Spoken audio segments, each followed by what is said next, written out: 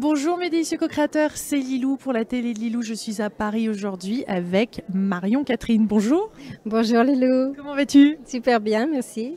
Écoute, quand on me parle de l'Inde, quand on me parle d'aller en Inde pendant 21 jours, d'aller voir les lépreux, pour un premier voyage, je trouve ça super courageux. Moi, ça me touche forcément parce que je fais plein de voyages, mais c'est des voyages quelque part des destinations qui sont occidentales, enfin qui sont très aseptisées, etc. Et toi, tu as décidé de faire ce voyage. Qu'est-ce qui t'a pris? Quelle mouche t'a piqué?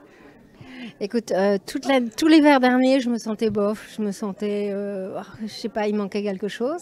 Et puis ça m'est venu comme un appel, tu vois, comme toi quand tu dis, oh, je vais aller interviewer, je sais pas qui. Toi? Tout moi. Et en fait, je discutais avec un gars qui a une association qui fait de adoption et marrainage, parrainage d'enfants. Et il me parlait de ça, je disais que c'était ça beau, etc. À un moment, il a mentionné lépreux. Et quand il a dit lépreux, il y a mon corps qui a fait des... Et là, je me suis dit, ah, il y a quelque chose. C'est ça, hein, c'est comme ça, l'appel, c'est un truc qui se passe à l'intérieur. Oui, tout à fait. Et à partir de cette minute-là, j'ai su que je partais.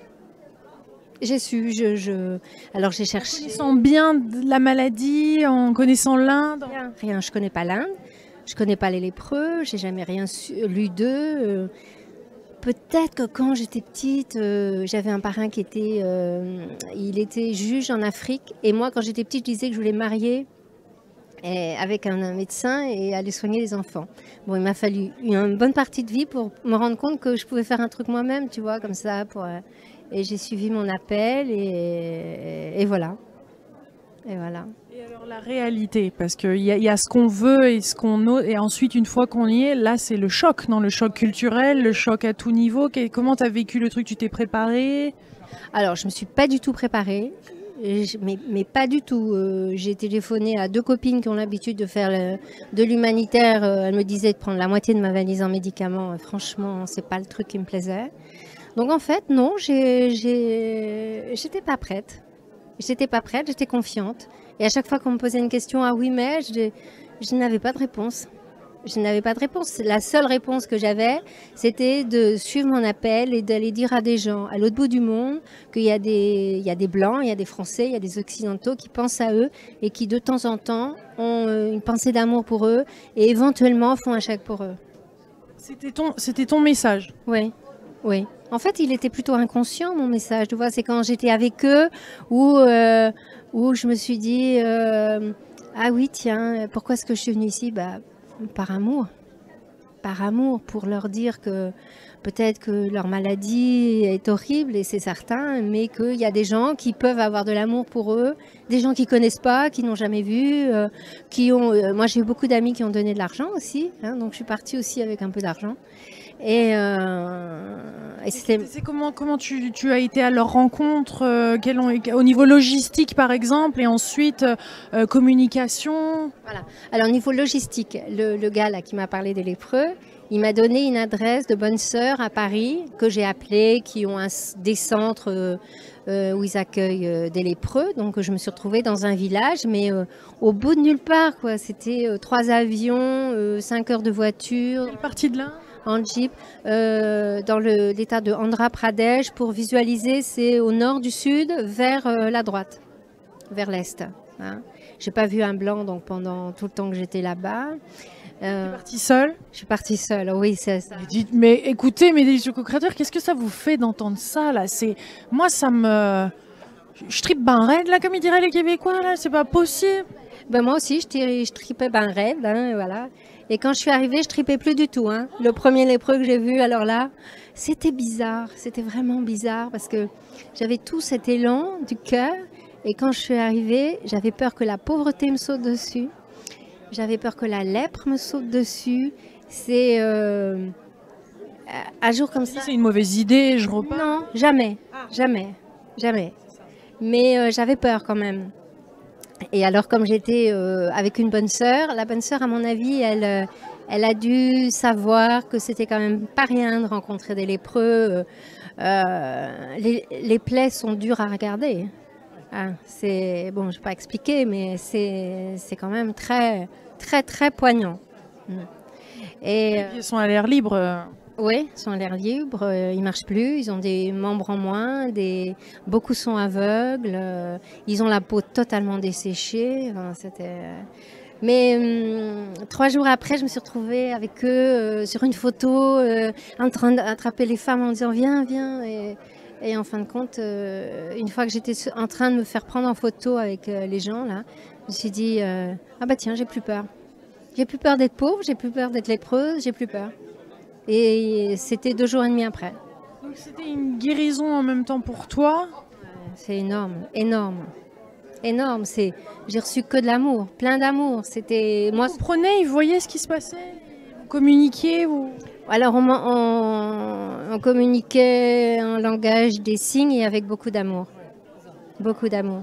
Parce que, en fait, ce sont des gens qui sont très sensibles. Ils ne lisent pas pour la plupart. Donc, ils sont habitués ils sont encore beaucoup dans le corps, dans les yeux, dans les gestes. Et avec les gestes et de l'amour, qu'est-ce qu'on fait? C'est fou, on tient une conversation. Hein. Parce qu'ils ne parlaient pas un mot d'anglais. Tu ne te plaignes pas, tu sens pas ce côté plainte parce qu'on le voit en Inde où on en entend parler, du côté qui mendie ou qui se plaint ou qui demande de l'aide. Est-ce que c'est quelque chose que tu as ressenti ou non? Pas du tout. C'est des préjugés en fait qu'on a. Moi, je pense pas qu'ils pensaient pas à me demander de l'argent en tous les cas. Hein. Ils se plaignaient quand ils étaient au dispensaire. Je les entendais dire j'ai mal ici ou là. Mais sinon, c'était on se croisait le matin, ça va. Enfin bon, en Telugu, hein, je sais même plus. J'ai même oublié comment on dit. Ouais, ça aurait été drôle. Comme un rêve. Hein. Ouais, c'était. Et d'ailleurs, dans le dispensaire, c'était un peu comme un café chez nous. Tellement ils y allaient de façon naturelle, ils discutaient, ils se racontaient leurs nouvelles. C'était vraiment. On a été potes, mais tout de suite, quoi. 3-4 jours après, on était potes, on se parlait, enfin, on se parlait. Tu vois, on se parlait en signes, en gestes, en sourires. Moi, avec les grands-mères, je les comprenais. Les femmes de ton âge, elles avaient l'air de grand-mères plus vieilles que moi. Enfin, c'était terrible. C'était la maladie est difficile. Tu as levé des fonds avant de partir et ensuite, en revenant, tu as utilisé, je suppose, ces fonds ou ton argent pour faire le voyage et ensuite, tu as décidé donc d'auto-publier ce livre. Et c'est là où je veux juste mettre une petite pointe de co-création dans l'histoire. La co-création ne veut pas dire donation. On est d'accord. La co-création veut dire soutenir quelqu'un, quelque chose qui nous parle inconditionnellement parce qu'on a envie d'aider cette personne-là. On a un appel. Toi, tu as co-créé, tu as été en Inde, tu as été co-créatrice, tu as apporté ce que tu avais apporté. Ça ne veut pas dire argent. Là, on est dans une situation où c'est vrai qu'il faut apporter aussi des fonds des fois, tout comme la télé de Lilou ou plein d'autres choses qui existent dans le monde. Il faut soutenir ce genre de choses. Co-création n'égale pas donation, parce que j'ai eu des messages assez méchants sur Facebook, mais c'est drôle, tu vois. C'est pas grave, parce que un jour, les gens qui envoient ces messages, un jour, ils vont comprendre ce que c'est que d'aimer et que de donner et de co-créer. Parce que nous co-créons notre monde tous les jours. Donc, c'est comme... c'est ça, il y a quelqu'un qui va faire quelque chose, je vais avoir bonheur à l'aider, et puis cette personne ira aider un autre avec bonheur, etc. Moi, j'ai découvert un truc nouveau aussi. C'est-à-dire que quand j'ai vu le prix du billet, bon, j'avais l'appel, 850 € le billet, je me dis, oh, c'est beaucoup d'argent quand même. Et jusqu'à maintenant, j'avais toujours plutôt fait des chèques que de partir moi-même. Mais en fait, en partant, d'abord j'ai pu leur envoyer de l'amour, leur apporter de l'amour de la France et de l'Occident, même s'ils ne savent pas trop bien où est la France. Et du coup, ça m'a donné envie d'envoyer des nouvelles. Du coup, ça m'a fait faire un livre. Et du coup, ça fait monter plus d'argent que si j'avais fait moi mon petit chèque de pauvresse, quoi. C'est ce que tu dis, c'est la co-créativité, c'est la co-création. C'est du coup telle et telle et telle et telle envie d'acheter un livre. Par exemple, moi, il y a un truc que j'aime bien, c'est aider les veuves, parce que les veuves en Inde, elles sont dans une situation désespérée. Envoyer les enfants à l'école. Quand je suis arrivée, je voyais tous les saris, mais tout troués, les jupons qui mettent au-dessous des seuils, complètement troués. J'ai envoyé un mail à mes amis et en fait, ils m'ont répondu, ils ont envoyé de l'argent et une jolie phrase, c'était celle d'Arnaud. Il a fait un don sur PayPal ou je sais pas quoi. Et il disait pour que ces femmes soient belles. C'est beau, hein? Tu leur as dit. Ouais. C'est tellement bon de se retrouver dans ce jus-là. Enfin, t'as été carrément au jus, quoi. Tu t'es déplacé, t'as été là-bas, tu l'as vécu. C'est une chose d'en entendre parler, et c'en est une autre d'avoir le courage de le vivre. Et c'est pas pour tout le monde. Et voilà, chacun son courage, chacun son histoire, chacun son parcours. C'est vraiment, c'est pas pour ça. Là, c'est qu'est-ce que cette vidéo pour toi, enfin, qu'est-ce que ton histoire en fait, tu vois que ça éveille chez les gens? C'est exactement comme toi, Lilou, quand on regarde tes vidéos. Ça veut dire, moi, ça dit, la personne qui regarde dit, et moi, c'est quoi mon truc, hein? C'est quoi mon juicy, toi, tu dis toujours, hein? Et moi, qu'est-ce que je peux faire? C'est quoi? Parce que chaque individu a exactement un truc qui lui convient, qui fait le mieux du monde, etc. Et ça, si nous ne le trouvons pas, nous sommes tristounettes, hein? C'est là où la tristesse s'installe, mes délicieux co-créateurs, c'est mignon comme tout. Merci beaucoup. Avec grand plaisir, Lilou. Merci à toi. Merci pour toutes ces belles vidéos. Merci. Merci tout mon cœur. Je suis ravie de cette rencontre. Et vous aussi, j'en suis sûre.